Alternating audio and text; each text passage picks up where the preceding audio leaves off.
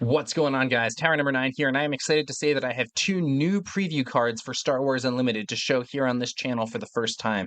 I've been doing a lot of preview season content over the channel for the past few weeks. If you want to keep up with my analysis and showcases of the new cards and so on, feel free to subscribe to the channel, though no worries if you don't want to. But FFG sent me over two previews for me to show here. I'm very excited to present that, so big shout out to FFG, and let's get right to it. The first preview card is the Scanning Officer. This is a uncommon card. It is a 2-cost 2/3 ground unit with the command aspect from the upcoming Shadows of the Galaxy set.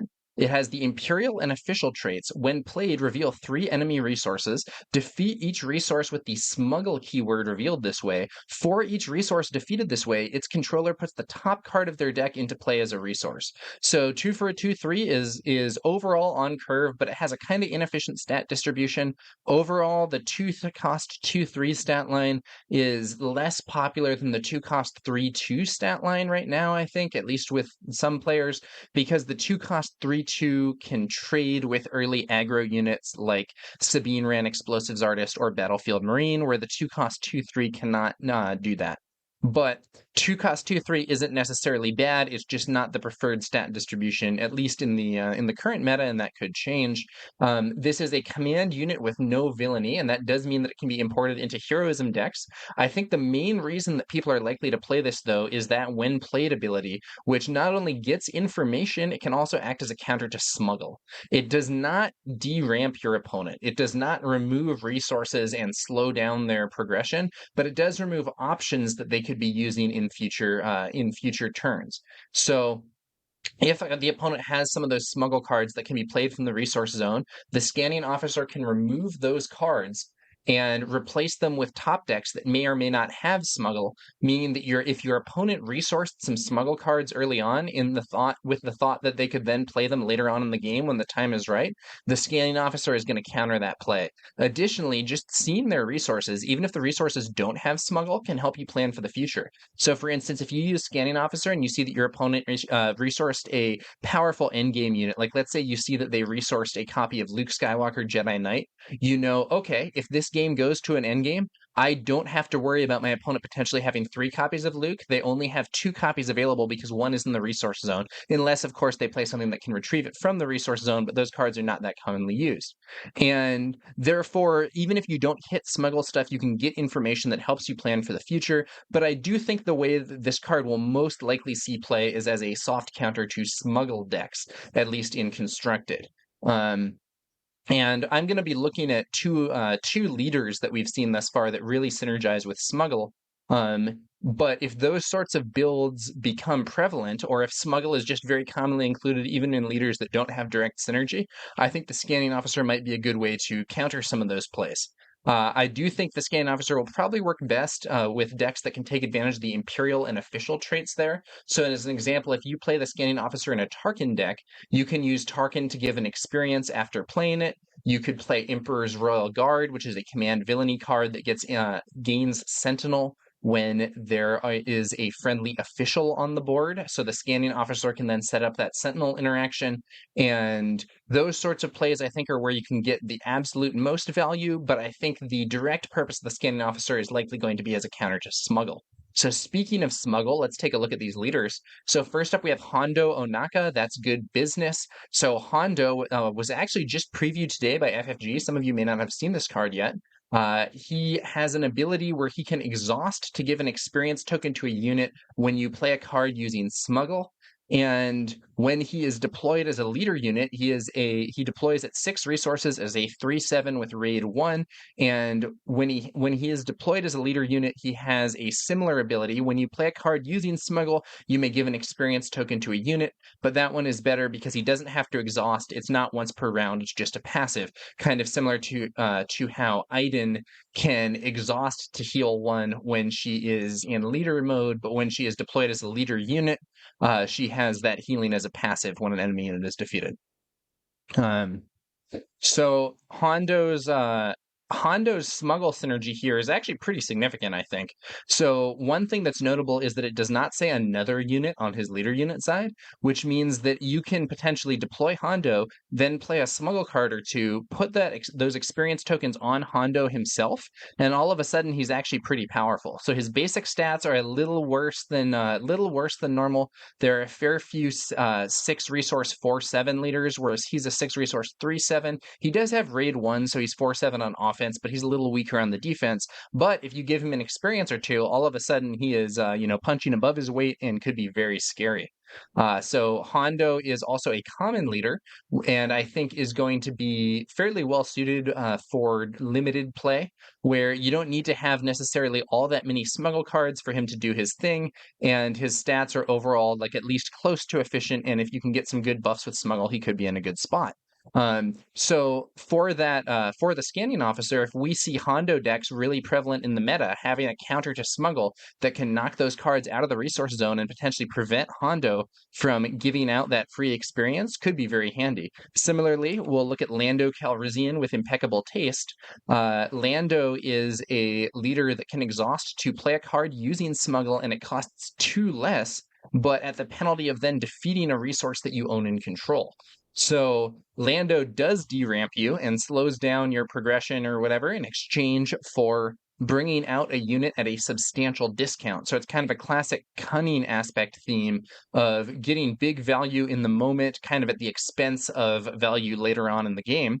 Lando also deploys at only 4 resources, the fastest deploying leader, tied with Sabine Wren, of course. And he has the same 2/5 stats that Sabine has. He also has an action to play a card using smuggle. It costs 2 less. Defeat a resource you own and control. Use this ability only once each round. So basically the same thing as on his leader side, but you do not have to exhaust to do it when he is deployed as a unit.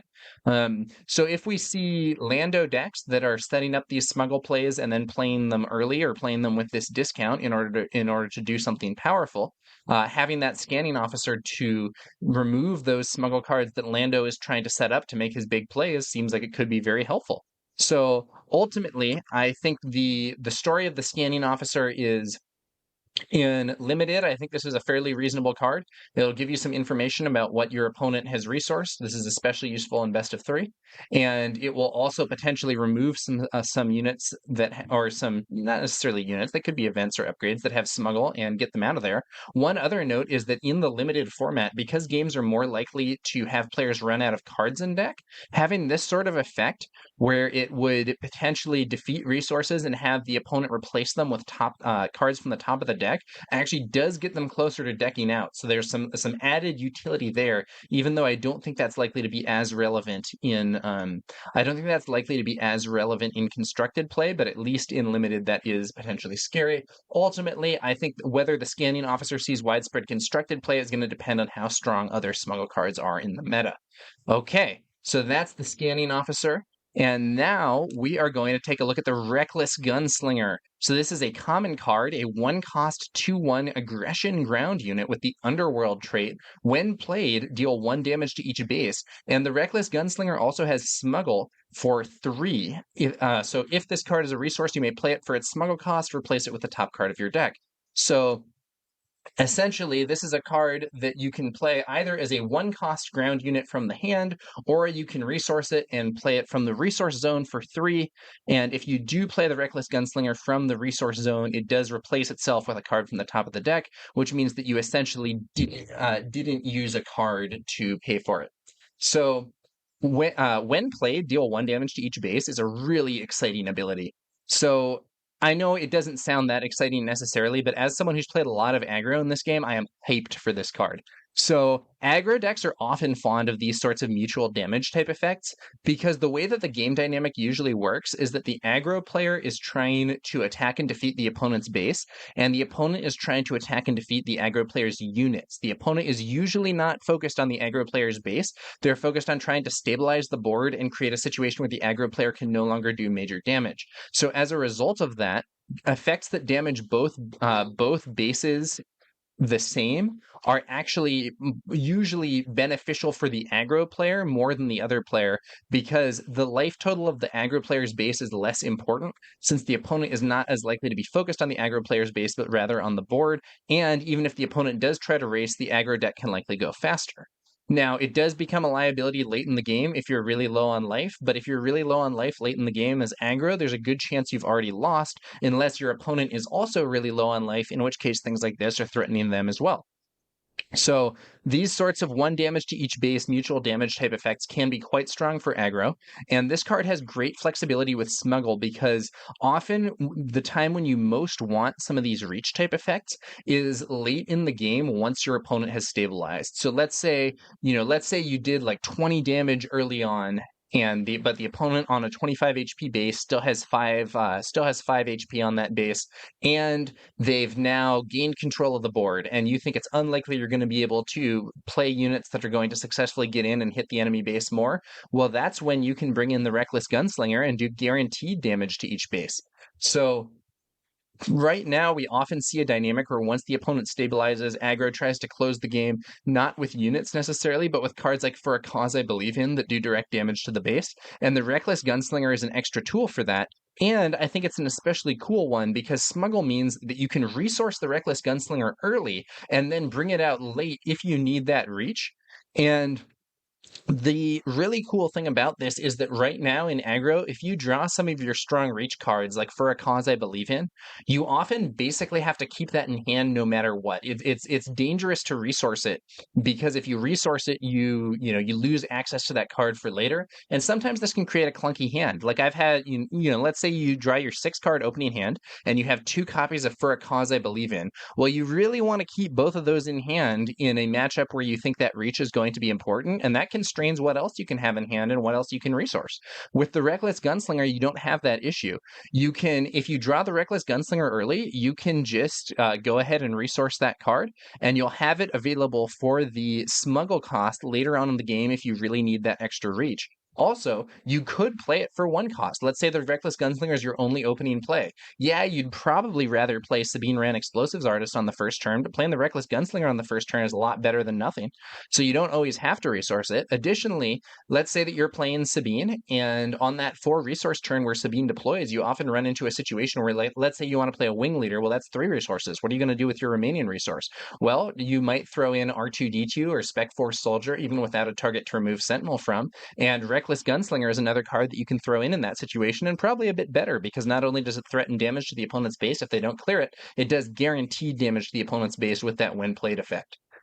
Overall, I think this is a really interesting card. It's nice and flexible. I think it's going to be a very strong pick for aggro builds. The one thing that gives me pause for it right now is that it's not heroic, which means that it is not going to work with For a Cause I Believe In. For a Cause I Believe In is so good as a reach card that it kind of crowds out a lot of non-heroic cards from Rebel aggro builds right now. But I think the Reckless Gunslinger is good enough that it's worth considering even with that. And if you're running an aggro build that doesn't run For a Cause, or you're running a villainy aggro build or some other sort of thing, I think the Reckless Gunslinger is a very interesting option for sure. I'm excited to test this card even in Sabine with For a Cause, because I think this ability is really strong. Overall, this is a card that I'm very hyped for, to be honest with you. I could be wrong. Maybe it will be maybe it will be not as good as I think, but this sort of reach on a unit with Smuggle, man, it just strikes me as great flexibility and a great tool to have in the toolbox for the aggro player.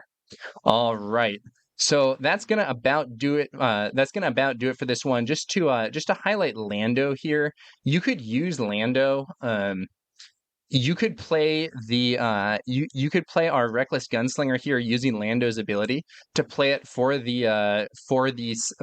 the resource zone. Play it with Smuggle for only 1. It does come at the cost of defeating a resource you own and control, but that could be that discount could be what you need to get that extra reach in the last moment. So Lando, if we see like an aggro build that uses Lando with an aggression base, for instance, that could be a cool synergy. If you play it with Hondo, who we saw earlier, it gives that an experience. Just a lot of cool synergies to go around, even with what we've already seen. And there may well be more cool Smuggle stuff later. The Reckless Gunslinger, probably one of my favorite preview cards so far, at least for an aggro oriented deck. And amusingly, it is kind of countered actually by the scanning officer from earlier. So this is a perfect example of a card that is nice to remove from your opponent's resource zone with the scanning officer, so they don't have that option later on. But we'll have to see. We'll have to see how that dynamic plays out. That is going to about do it for this video, guys. I am curious, what do you think of these cards? Are you as hyped up for the Reckless Gunslinger as I am? Do you think the Scanning Officer looks great? Do you think those Imperial and Official synergies are going to be really good and set stuff up even in situations where the smuggle's not that important? I'm excited to see what you think. Big shout out again for Fantasy Flight Games for sending over these previews. I think they're very cool, and I'm happy to be able to present them here for you guys. So that's gonna about do it for this one, guys. Don't forget to check out some of my other preview season content that I've been doing both in long form videos and YouTube shorts. If you're interested in seeing more of my thoughts on newly previewed cards for Shadows of the Galaxy. But yeah, I will catch you guys later. Thanks for watching.